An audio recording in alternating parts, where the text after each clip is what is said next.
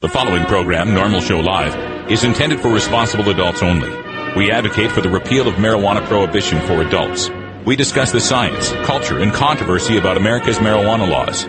We do not advocate or encourage any illegal activity and advise all listeners to learn their state and federal marijuana laws by visiting norml.org, Norml.org. Opinions and claims made by guests and advertisers of Norml Show Live are their own and do not necessarily reflect the philosophy and policies of Norml. Listener discretion is advised.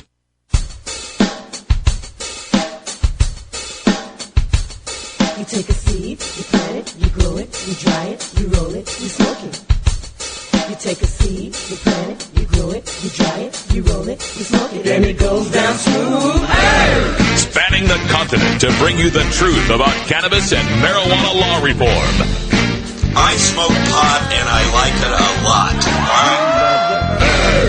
From the promise of legalization. And I think we need to think and decriminalize our marijuana laws. To the agony of prohibition. One major responsibility is to encourage people to use less drugs. The National Organization for the Reform of Marijuana Laws presents Norml Show Live, Marijuana Nation.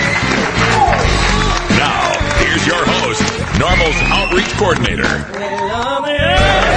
Radical Russ Belville. Good afternoon, tokers and tokettes, and welcome. It is Tuesday, November 15th, 2011, and it's got to be 420 somewhere in the world. Thanks for joining us for today's show. All sorts of breaking news happening. We're just getting it in on the wires as I speak to you now. Bus in Thurston County, Washington, the Tacoma area. 2 in Olympia, 2 in Lacey, Washington, and 5th dispensary in Rochester, all being shut down, being raided right now by looks like county authorities. We'll get more news on this when we get to our news segment right after this first break. Welcome to the show. Again, for those of you joining us, Cannabis Carrie is off this week. She's on vacation, so I'm handling all the news duties. We'll get to that Thurston County raid situation going on right after the first break, and we've got some other stories, including the Los Angeles Times looking at smaller cities in California that can't afford the lawsuits to fight medical marijuana dispensaries. We have some video from Minnesota of an 11-year-old boy who turned in his stepfather for his medical use of marijuana. We go back to the state of Georgia, where I just returned from, where 2 freshman lawmakers are planning to implement or to turn in a new law to to drug test for welfare, another one of these drug test for welfare laws. Crazy news about what teens will do to try to beat school drug testing, and an interesting study, and we'll talk to Dr. Mitch about this on tomorrow's show as well, but an interesting study that claims that children with higher IQ tend to end up using more drugs throughout their lifetime. Very interesting data there. Also on today's show, it is Electric Tuesday, but don't have a song from Cannabis Cure UK today. I'm going to keep going with music that we're bringing back to you from Atlanta and this group on today's show called Sun-Dried Vibes. We've got music from their latest album, Give Thanks, with a song called Revolution. That's coming up at our 20 after break. Then at the half-past break, more video from my appearance there at the Atlanta Capitol Cannabis Reform Jam. Actually, we're going to be playing video from Paul Caldwell, longtime Yippie activist who also spoke there at the proceedings. Normally, we'd be doing Todd's Toker Topics today. Unfortunately, Todd can't be with us today, so we'll wait till, I guess, a few weeks from now when we get Todd back. But at the end of the show, we'll have time for a radical rant. I'm going to take a look at the contempt that President Obama has for marijuana voters and some contempt by statewide activists as well for the marijuana voting public. A very interesting radical rant coming up on today's show. We are the voice of the marijuana nation, and in scheduling news, remember that next week and the week after will be our holiday vacation for Thanksgiving and for the Norml Key West Legal Seminar. So 2 weeks off starting next Monday. We'll be back on December, I believe it's the 5th, with our next news show. Stay tuned. The news is next. This is Norml Show Live, the voice of the marijuana nation. The law offices of Omar Figueroa would like to remind you to stand up for your rights. Please do not give up your precious liberties. There's nothing wrong with standing up for our constitutional rights, and in fact, it's the only way to honor the Constitution that gives us these precious rights. Treat law enforcement with respect, and respect the Constitution by standing up for your rights. If you are detained or arrested, stand up for your rights by repeating, I respectfully invoke all of my legal and constitutional rights. I do not consent to any search or seizure. I want to remain silent, and I want to speak with my attorney, Omar Figueroa. Omar Figueroa has more than a decade of experience in federal and California courts and graduated from Yale University, Stanford Law School, and Trial Lawyers College. Please contact the law offices of Omar Figueroa at 415-489-0420 or 707-829-0215 or on the web at www.omarfigueroa.com. You're listening to Norml Show Live, the voice of the marijuana nation. Weedmaps.com. I'm Radical Russ from Norml. In my job as outreach coordinator, I travel every month, and when I'm on the road, I need a fast, accurate way to find the medical marijuana dispensaries in the area. So I turn to Weedmaps.com. Weedmaps.com has the best dispensary locator online or on your mobile device. Search by zip code or let Weedmaps find you, and in seconds you'll have the addresses, phone numbers, and customer service reviews for the medical marijuana dispensaries in the local area. Weedmaps.com also has a section devoted to helping you find a doctor who understands and recommends medical marijuana under your state's law. You can even check prices on the Medical Marijuana Stock Exchange. Coming soon, you'll even be able to find the listings of Norml attorneys and chapters, local head shops and grow shops, and the best weed-friendly businesses. Weedmaps.com has the information you need to be an informed cannabis consumer. Visit Weedmaps.com today, a proud sponsor of the Norml Network. Inhaling deeply of the sacred smoke.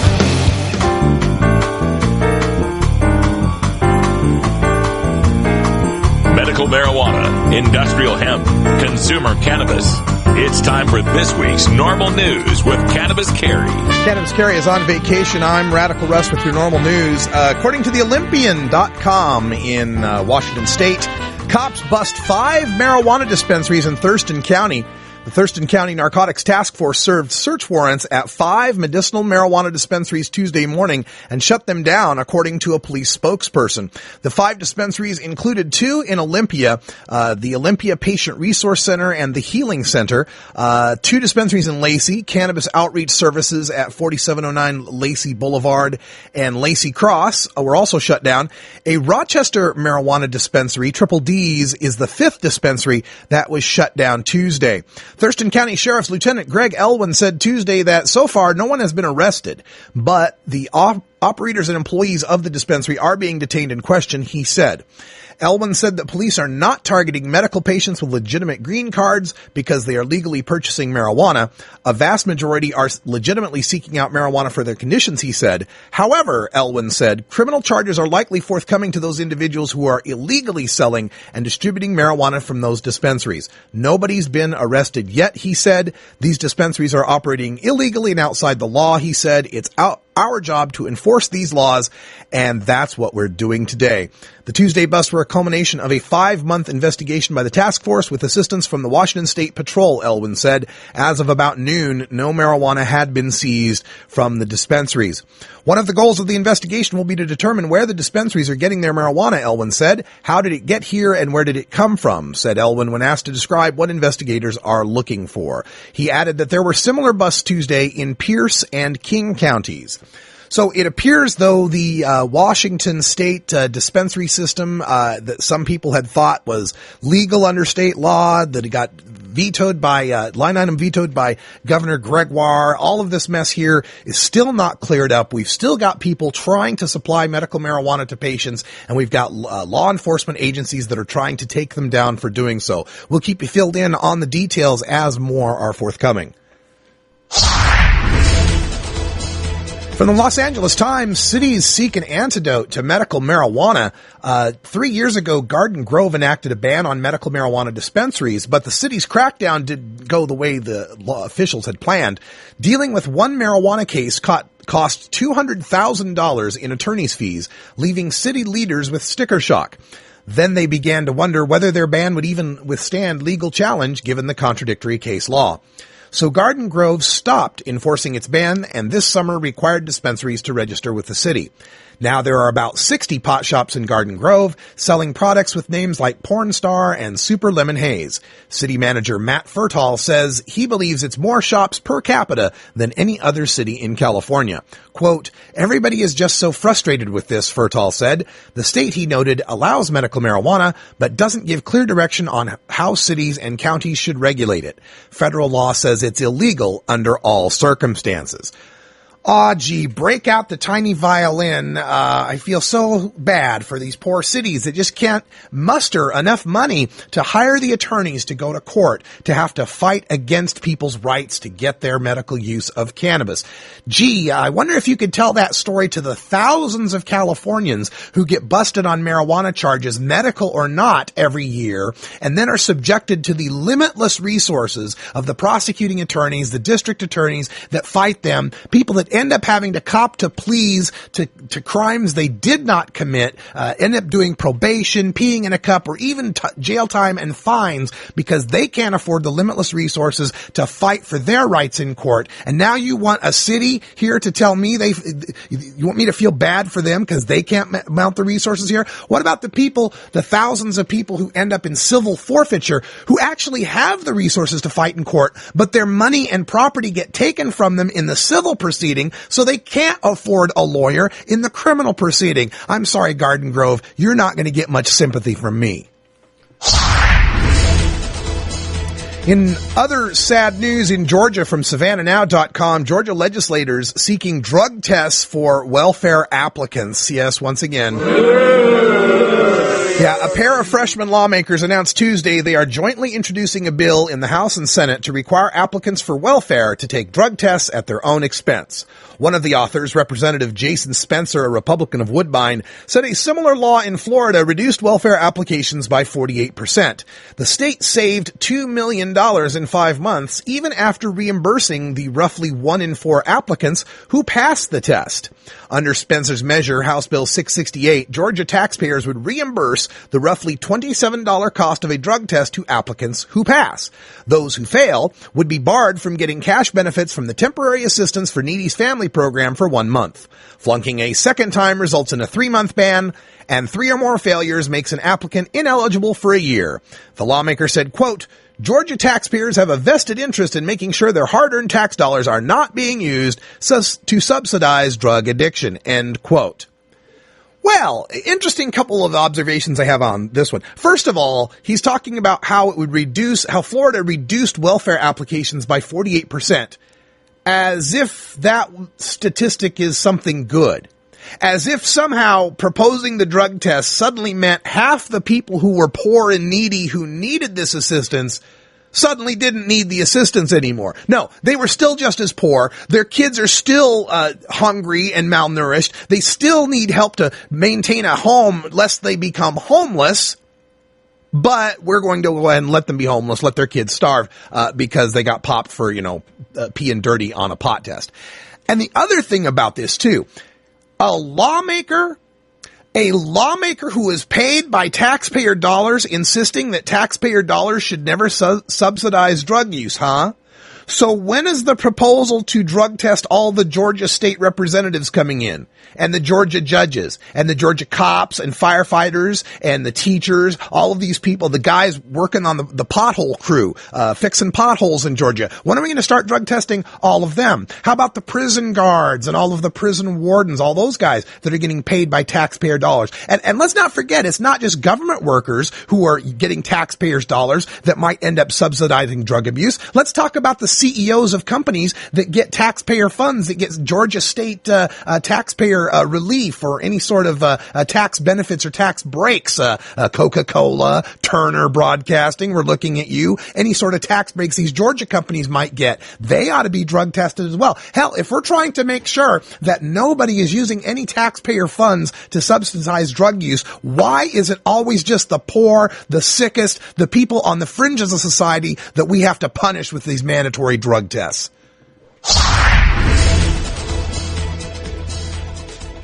More crazy stories coming out of here. We've got this story on video from myfox9.com, Fox Twin Cities in, of course, Twin Cities, St. Paul, and Minneapolis, Minnesota, of a boy aged 11 who reported his stepdad for medical marijuana use. We're going to go to that video here and just give you the news right here from myfox9 in Minneapolis. An 11-year-old says enough is enough and tells his mom he can't take the smell of marijuana smoke anymore. And when she did nothing, he says he went to his father, who doesn't live with them, who called police. And more, talk about tough, having to confront your own mother over drugs. Tell us about it. Well, Randy, I spoke to everybody involved tonight, including the boy's mother, who works for Dakota County Community Corrections. She says it's the boy's stepfather who uses marijuana for medical reasons. And while that's not legal in Minnesota, she says she keeps it away from her children. When we first approached the Siebenollers' house in Ravenna Township, we didn't think we'd get much of an explanation of the charges against them. Hi, my name is Maury Glover. I'm a reporter from Fox 9. But after opening a few doors, we soon started to hear their side of the story. And the story in the news is not true. Absolutely not true. Prosecutors say Heidi Siebenollers' 11-year-old son, Luke, complained to his father that he often smells marijuana in the house they share with his mother's current husband, Mark. He said that sometimes he's unable to escape the smell without going outside. Investigators say Luke even took a picture of the drug and texted it to his father, and when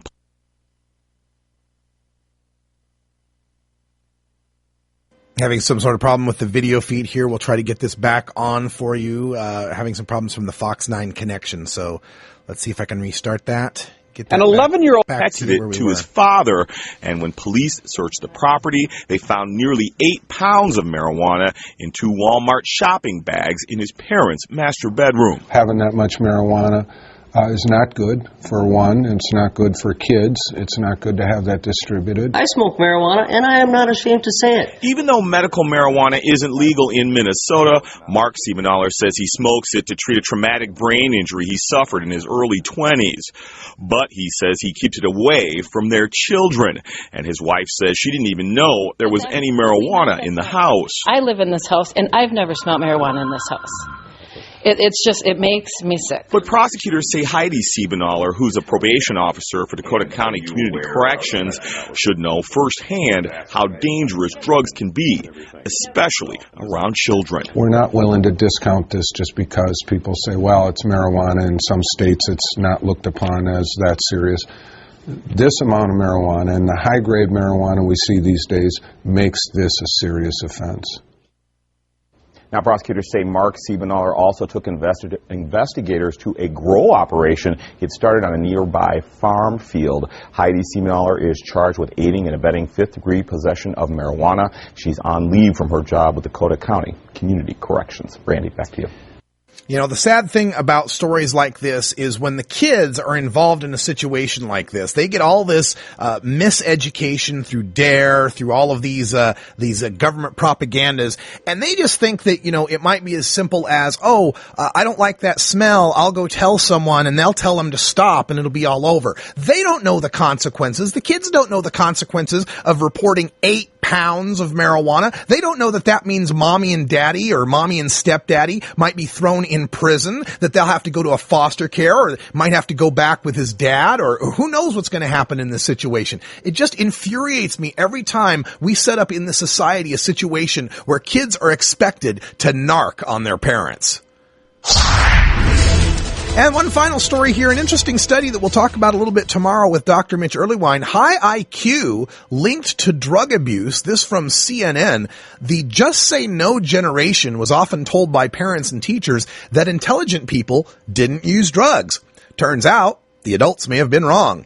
A new British study finds children with high IQs are more likely to use drugs as adults than people who score low on IQ tests as children.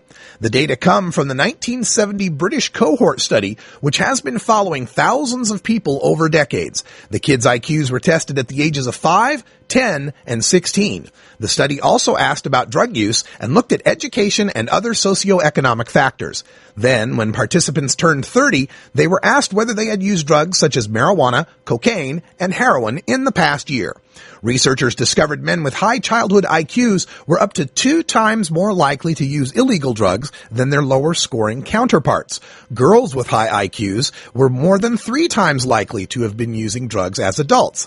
A high IQ is defined as a score between 107 and 158. An average IQ is 100. The study appears in the Journal of Epidemiology and Community Health.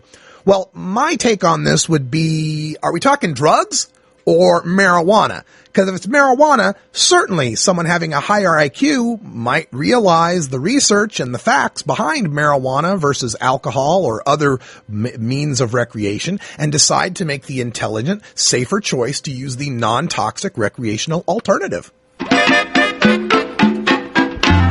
All right, folks, we got to take a break. We're going to catch up on the break here and see if I can get more news on those raids up in Washington State. But coming up next is your music, Daily Toker Tunes from Sun-Dried Vibes. It's 20 after the hour, and we have to take a short break, if you know what I mean.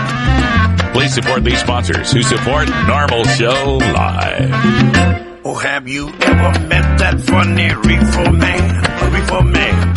Have you ever met that funny reefer man? A reefer man. If he said he swam to China, he would sell you South Carolina. Then you know you're talking to that reefer man.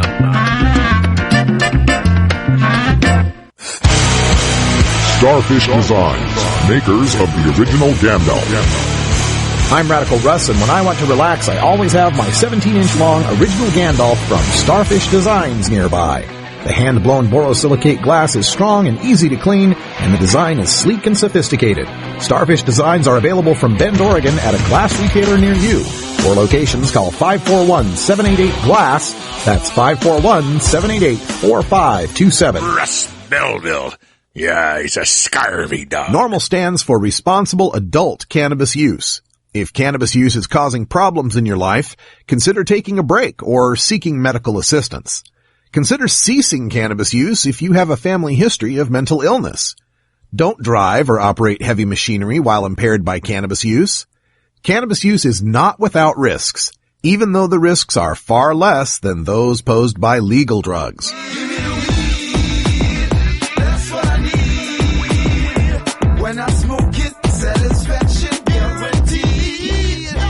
Hi, this is Alan St. Pierre, Executive Director of Norml. This year, the Drug Czar's office has a $60 million budget for advertising their Reefer Madness propaganda. We here at Norml don't have that kind of money, but we've got 2 weapons for fighting back. Your donations and the truth. Please, make a donation to Norml so we can continue to expand this podcast and our other media campaigns. Even a donation of $4.20 can help. Visit us on the web at norml.org or call toll-free 888-67-NORML, NORML. Thank you for caring and sharing. That's what I need. When I smoke it, satisfaction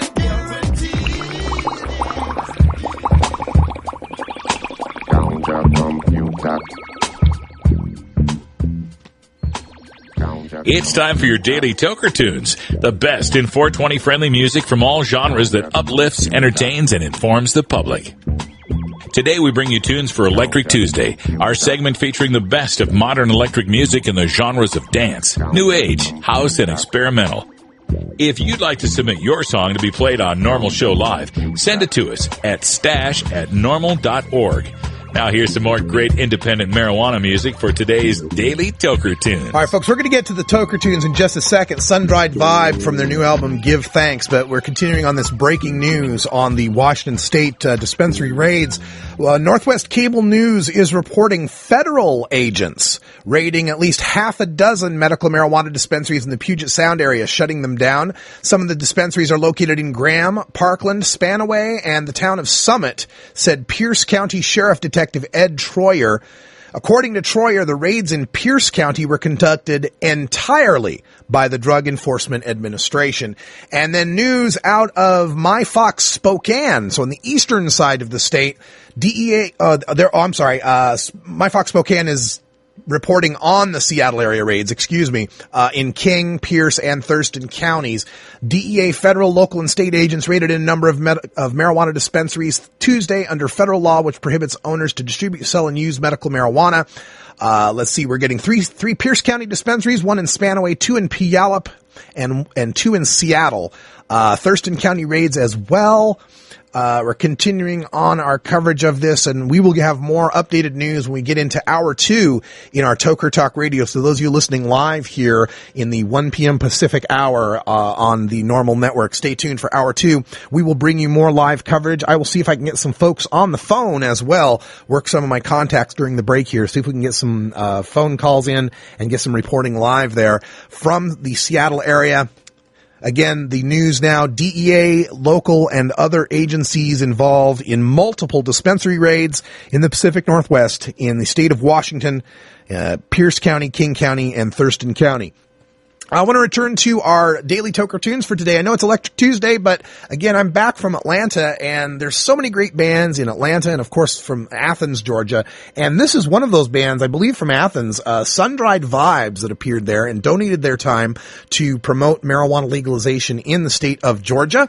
We've got their album Give Thanks, which features, and they're a trio, Zach Fowler on guitar and vocals, Evan Tyler on bass, and Alex Winchester on drums. And let me say, by the way, all three fantastic musicians, but specifically the drummer. This drummer is knocked out. I got to tell you, good drumming, Alex Winchester there.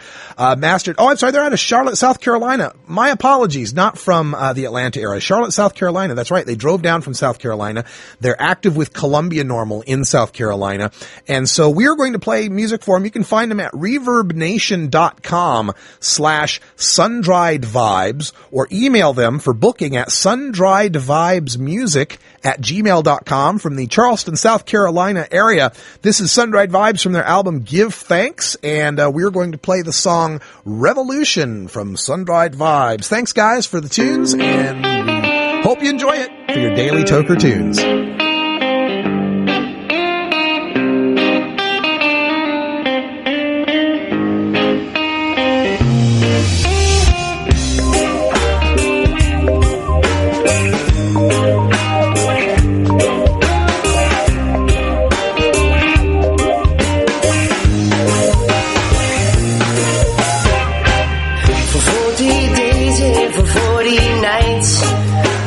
Searching for something right, but as the dark steals the light, I'm consumed by the ever-pressing fright of the sight of this world spinning out of control. Nothing we can do here but just let go of doubts and inhibitions, modern day superstitions. Y'all got to be living.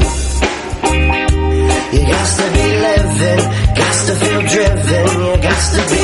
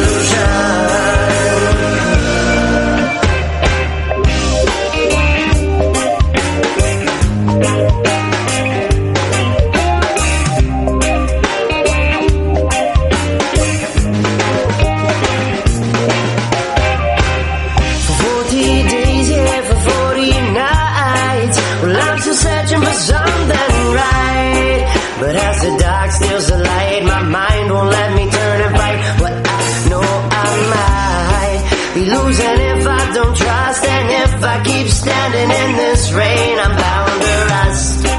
But with the heart of a lion, I keep moving west, straight from Mount Zion. I'm moving along, yeah, I'm keeping it strong, yeah, I'm moving along. It's just begun, don't turn and run, the revolution, it's just begun. Don't turn and run, no, don't turn and run. The revolution, it is only begun. Turn and run, we must fight as one.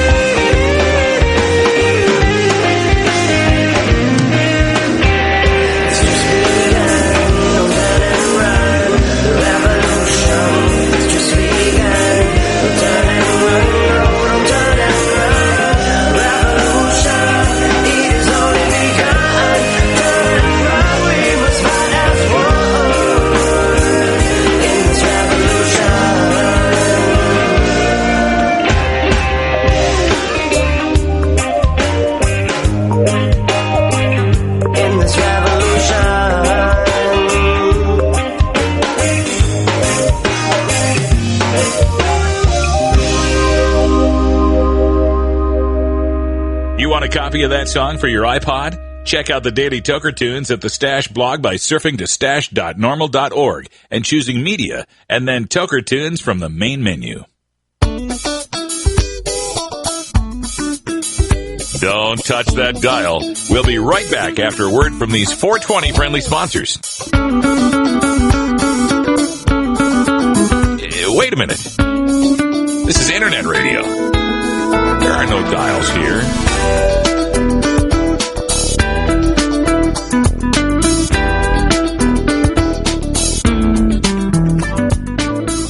Ever wonder how often to change your bong water? The most effective method for baking pot brownies? The best destinations for a ganja getaway? How to hide herb in your car? Whether to grow your own? How precisely to legalize it? Or how something as wonderful as marijuana ever got to be illegal in the first place? Finally, you can find all these answers and much more in the official High Times Pot Smoker's Handbook, featuring 420 things to do when you're stoned. Since 1974, High Times Magazine has covered marijuana in all its aspects and wonders, from cultivation to legalization to the herb's enduring and exalted place in popular culture. Packed with inside information, the official High Times Pot Smoker's Handbook rolls all of this collected wisdom together into a single indispensable ganja guide, including an entertaining look at marijuana's history, profiles of herb-friendly travel destinations and festivals, favorite potluck recipes from the High Times staff, smoking skills, advocacy and activism, essential marijuana movies and songs, profiles of famous cannabis strains, comprehensive growing information, celebrity endorsements, and much more. This is truly, finally, the ultimate guide to green living. Oh, gnarly! What are you people? On dope? USVI Norml go broke down barrier. Herb is medicine to broke down barrier. Boost the economy and broke down barrier. It's helping other states broke down barrier. Cannabis for legalized to broke down barrier. Join and speak your voice broke down barrier. We gonna change the law broke down barrier. We got to educate broke down barrier. Yeah, this is Nayora, bigging up USVI Norml. Working to legalize cannabis, for the whole of the Virgin Islands. USVI Norml is a non-profit organization working to legalize cannabis for the use by the industries and responsible adults. Do your part. Join USVI Norml. Register to vote. Pass the word. Voice your opinion. You can change the law. Contact us for more information at 340-244-9179. You can also visit our website at www.usvinorml.org.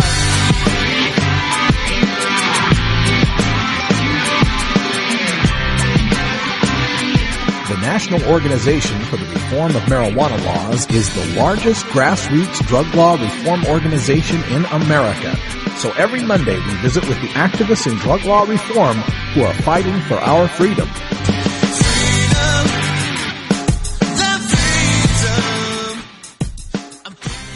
Welcome back, everybody. Got to fix that old intro. That's no longer valuable, but it's no longer correct. That's all right. It's time for some political activism. And speaking of activism, I'm working on trying to get some folks on the line in Washington State to give us updates on the breaking news, multiple DEA and local raids of dispensaries in Washington State, Thurston County, Pierce County, and King County. Reports of 5 in Thurston County, reports of a few others in those other 2 counties. I don't have any hard and fast numbers yet. Still trying to collect the information. It's breaking right now. I've got calls out to Douglas Hyatt, one of our Norml Legal Committee attorneys, our Washington Norml chapter. Also trying to track down some folks from the American Civil Liberties Union to see if we can get some comment from them.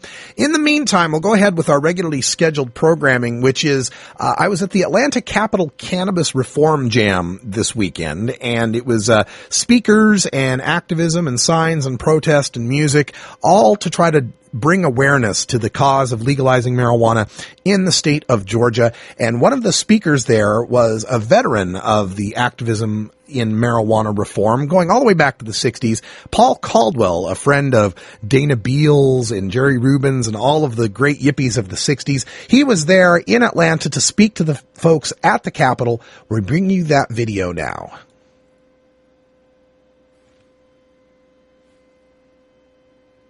We're having some problems with the audio on this one. Hold on a moment. Let's see what's going on. Yeah, apparently some audio problems. All right, we're going to have to take a short break, and when we come back, we hope we have that interview ready for you. This is Norml Show Live. This is Norml Show Live. We're locking up people that take a couple of puffs of marijuana, and the next thing you know, they got 10 years. They've got mandatory sentences. Barry Hydro and Jonathan Weaver and Tanya from Norml and so many other people that keep the movement alive here in Georgia. It's been a long war. I started in 71 with the first smoke-in Athens, Georgia, Student Senate. They were having a referendum on whether marijuana should be legal in 1971, which, by the way, won 56% in favor of legalization in 1971, 40 years ago. So the Student Senate was supposed to pass on the referendum, and we had a little smoke-in their lobby. This is before I actually had met any hippies and knew what a smoke-in was.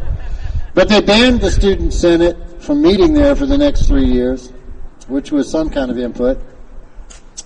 So then I got busted in South Texas with 90 pounds of pot, which kind of set my head straight on this reform idea. And I don't know if you know, back then the Vietnam War was raging, and the Nixon Intercept was started in 1971, which busted thousands and thousands of youths across the country for marijuana. Although the people of America had already been suffering under the laws in the country, across the country, severely.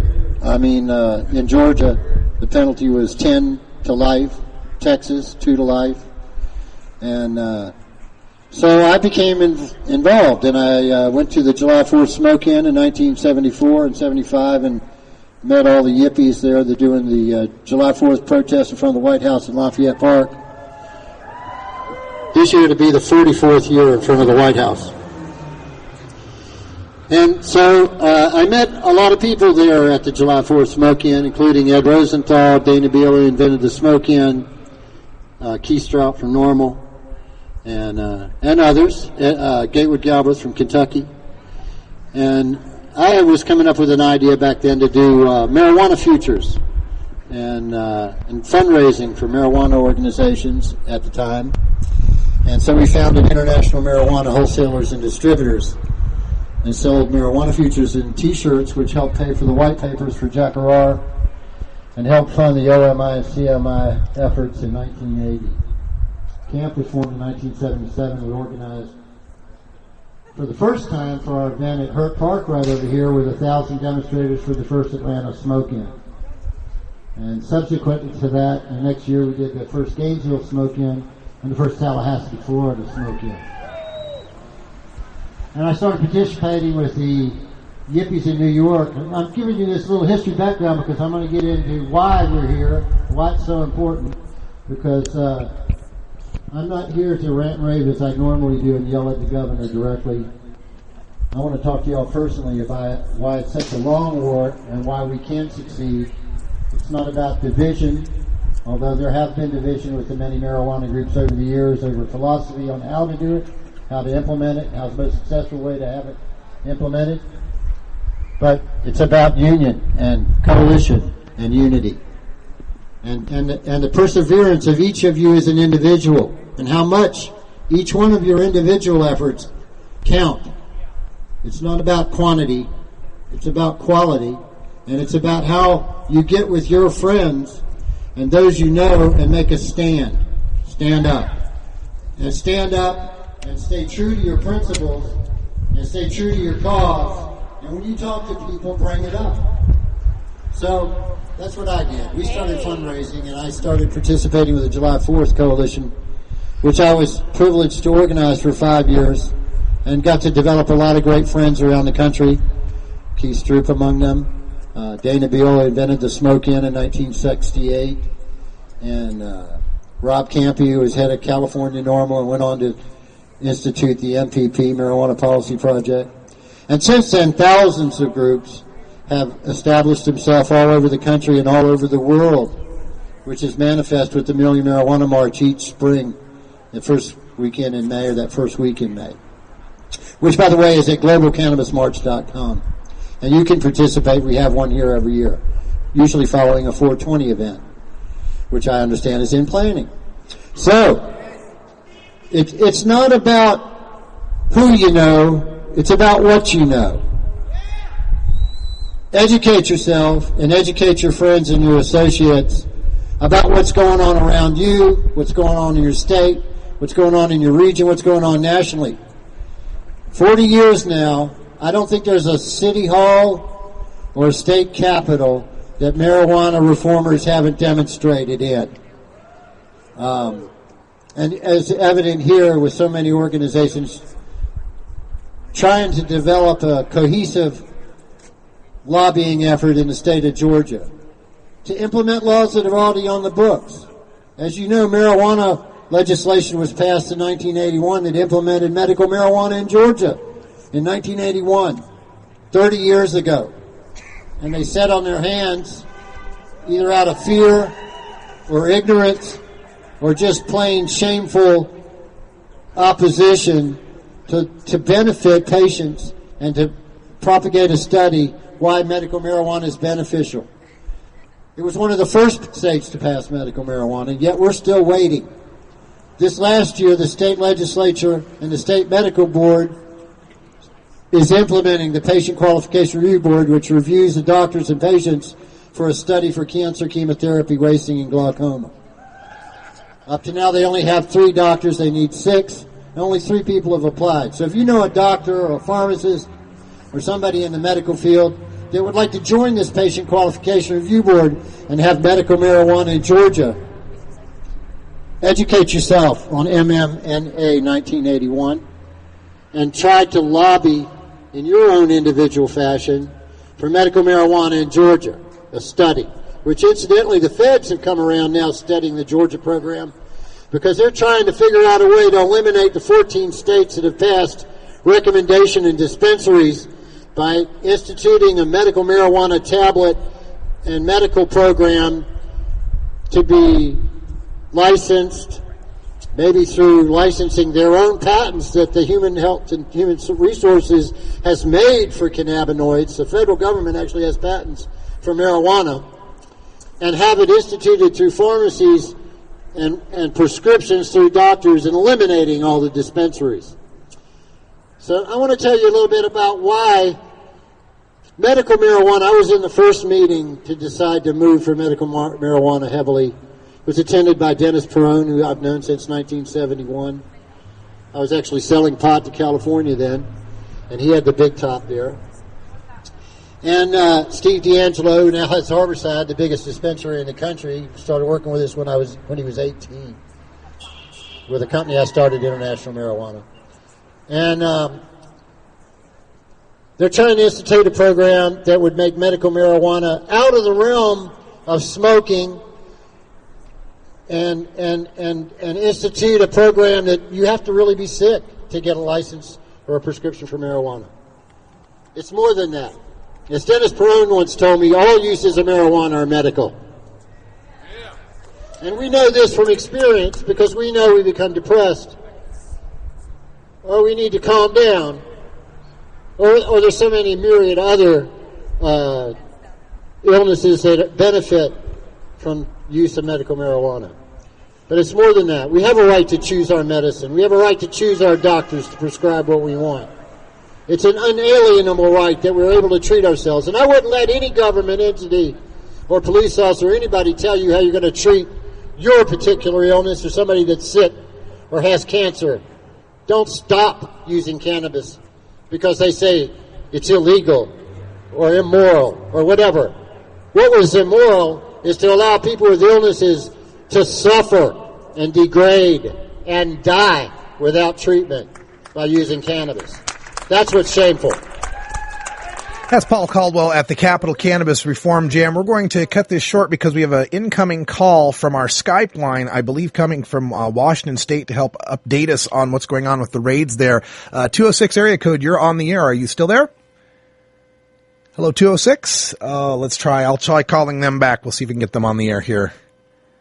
Difficult here when we're working live, trying to get some breaking news for you. Are you there, caller? New Approach Washington. Please leave me a message including your name and telephone number. Okay, we tried. That was for trying to reach Allison Holcomb at the New Approach Washington, the I-502 offices. They're trying to legalize. Rated everyone 10 and up. they're trying to legalize with the I-502 initiative. So I was hoping to get comment from her. Apparently not available. We're still call out to Douglas Hyatt. I've also called out to the folks at Law Enforcement Against Prohibition. We're hoping to get one of the former Seattle police chiefs like Norm Stamper to comment on this. Otherwise, we might have to wait for another day. But we will continue to bring this breaking news. Again, for those of you joining us late, we've got breaking news of law enforcement raids on the dispensaries in Washington State, in Thurston, King, and Pierce counties, Washington. At least 5 or more, a handful, maybe up to 10, are being raided at this moment by federal, state, and local authorities. We'll bring you more news as it's available. We return you now to Paul Caldwell at the Atlanta Cannabis Capital Reform Jam. On the patients, that it would be hard on the people providing, as caregivers, medical marijuana to the patients. And so it has. But we knew that the government would come down hard on it eventually. And I and many others are amazed that we got as far as we did, 14 states in the District of Columbia legalizing medical marijuana. And now the federal government has taken the initiative to try to close them down after so many years of success, after the Proposition 215 put forth by Dennis Perone in California. They're now trying to, like I say, make medical marijuana a prescription drug. But that we do have a right to medical marijuana, our choice of doctors and our prescriptions. But more than that, we have a right to get high on whatever we want, with respect to the people around us so that we don't endanger anybody. And we have a right to keep children away from marijuana by not allowing a black market corruption run by cartels in Mexico and Colombia and around the world. We have responsibility as adults to maintain our use of marijuana in a viable, legal way between consenting adults, to grow our own, to transfer without commercial. And this is a right that we all know deep down that we have. It started with the Harrison Act, the Uniform Narcotics Act in 1917, 1918. But got worse when Harry Anslinger lobbied Congress in 1937. I'm not going to go over the facts. But what I'm going to say is that the medical establishment was prohibited from even testifying at the 1937 hearings that made marijuana illegal nationally in the United States. They didn't want to hear from the doctors. They didn't want to hear from the patients. And I'm telling you, there was hundreds of pharmaceutical preparations with cannabis, you all well know it, before that for hundreds of years and even thousands of years before that. But what it's going to take to change law is perseverance, knowing the facts, being solid, act like responsible citizens, lobby, vote, go get registered, pick out the candidates, express to your organizations you're working with to find out who's in favor of medical marijuana in Georgia. And by the way, when it passed in 1980 in Georgia, it passed almost unanimously. It was signed into law by then the governor, Zell Miller, a bunch of the very conservative Democratic Party in the state of Georgia saw their fellow legislators with cancer wasting away from chemotherapy and wanted to help. There wasn't very much opposition then. But the bureaucrats got in there, thwarted its success, thwarted its implementation, and now we're here to tell you that Georgia needs to implement the MMNA as soon as possible and relieve the suffering of medical patients. We need to expand the scope of this study from cancer, chemotherapy, and glaucoma to PTSD, to the hundreds of illnesses now that we know can benefit from medical marijuana. But let's get back again. We know there's an inherent right to use a plant that God gave us. No man can take asunder. No law can stop. It's my right to smoke a joint and get high. It's my right to grow a plant for pot so I can get high. And it's my right to transfer it to my friends that don't grow. Anyway, it's been a long war. I hear a lot of people today, young ones that don't know, come along lately, no offense, who say marijuana's going to be legal in 5 years. And I smile. I love their enthusiasm. And their naivete. There's billions against us. But we have millions of people with rational thought and who have a lot of friends who support them. So all I can say is persevere. Know the facts. Get organized. Hey, this is Willie Nelson for Norml. And if you're one of the 26 million Americans who smoked marijuana last year, you need to get involved in the drive to legalize marijuana. We need your help to stop the senseless arrest of more than 800,000 Americans each year on marijuana charges. Together, we can end marijuana prohibition and stop the arrests of marijuana smokers. To learn what you can do to help, contact Norml at norml.org or call toll-free 888-67-NORML. This is Norml Show Live. We're locking up people that take a couple of puffs of marijuana, and the next thing you know, they got 10 years. They've got mandatory sentences, and these judges just say, they throw up their hands and say, there's nothing we can do. There's mandatory sentences. We've got to take a look at what we're considering crimes. When the Reverend Pat Robertson from television's The 700 Club criminalizing marijuana, criminalizing the possession of a few ounces of pot and that kind of thing, I mean, it's just makes more sense on the marijuana issue than the president, the Congress, and the Supreme Court. It's costing us a fortune, and it's ruining young people. The young people go into prisons, they come out, they go in as youths, and they come out as hardened criminals, and it's not a good thing. You know we're winning.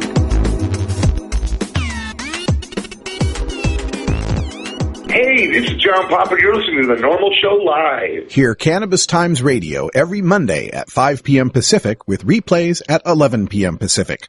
Also catch morning replays every Thursday at 5 a.m. Pacific and weekend replays every Sunday at 7 a.m. Pacific right here on the Norml Network.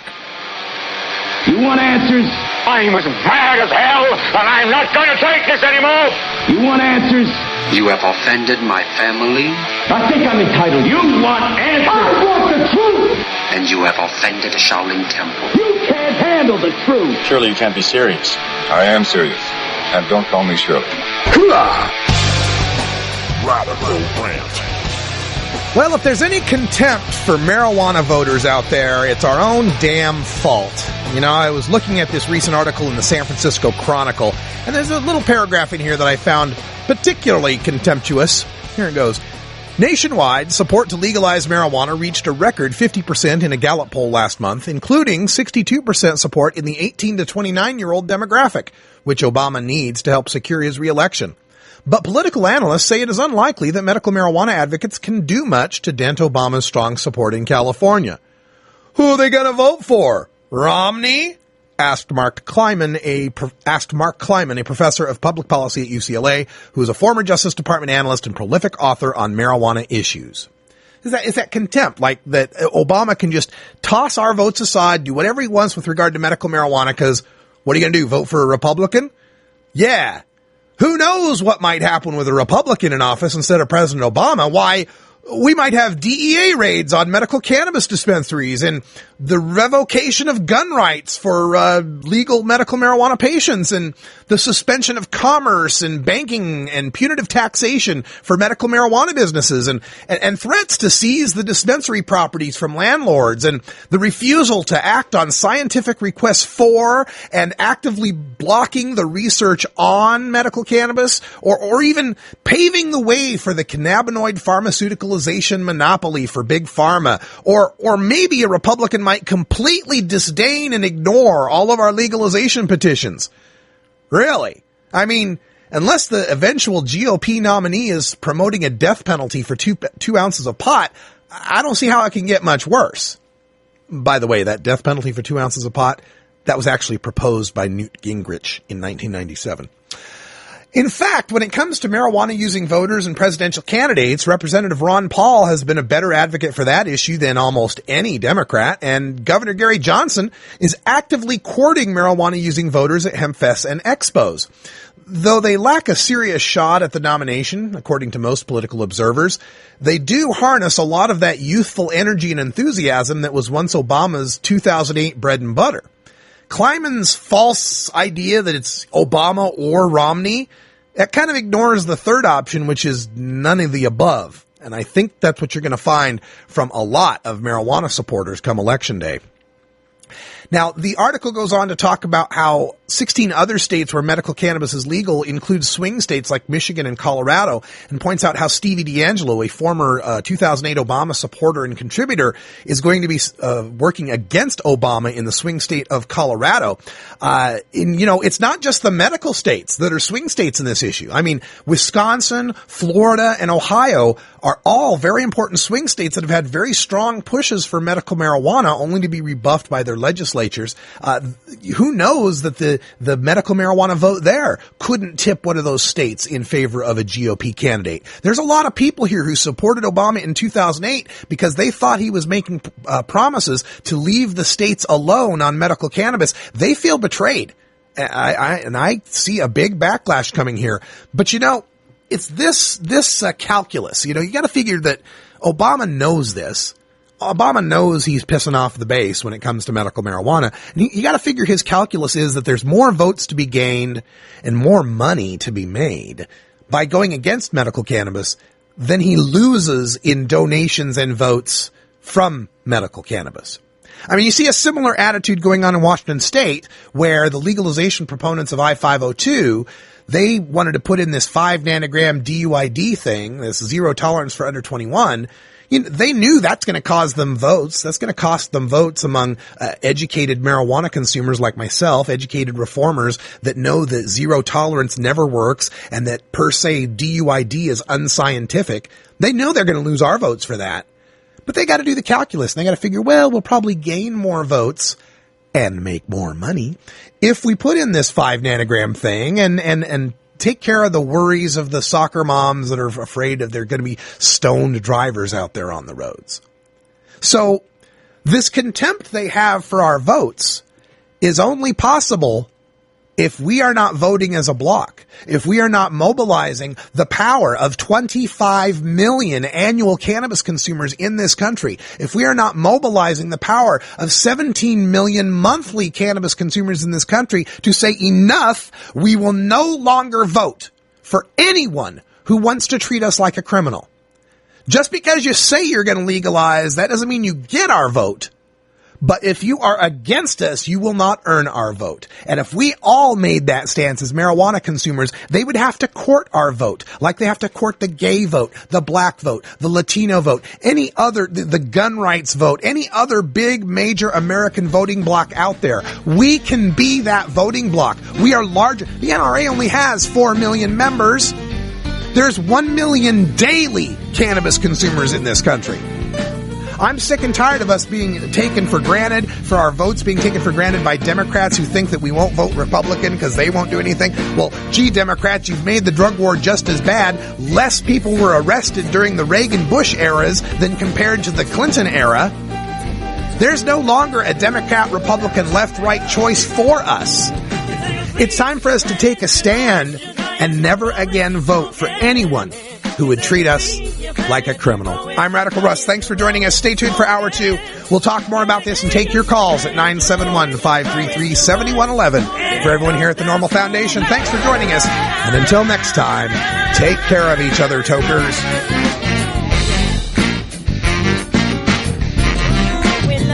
We love the earth. This is Norml Show Live, the voice of the marijuana nation. Take it on one more time. You take a seed, you plant it, you grow it, you dry it, you roll it, you smoke it. You take a seed, you plant it, you grow it, you dry it, you roll it, you smoke it. You take a seed, you plant it, you grow it, you dry it, you roll it, you smoke it, and it goes down smooth.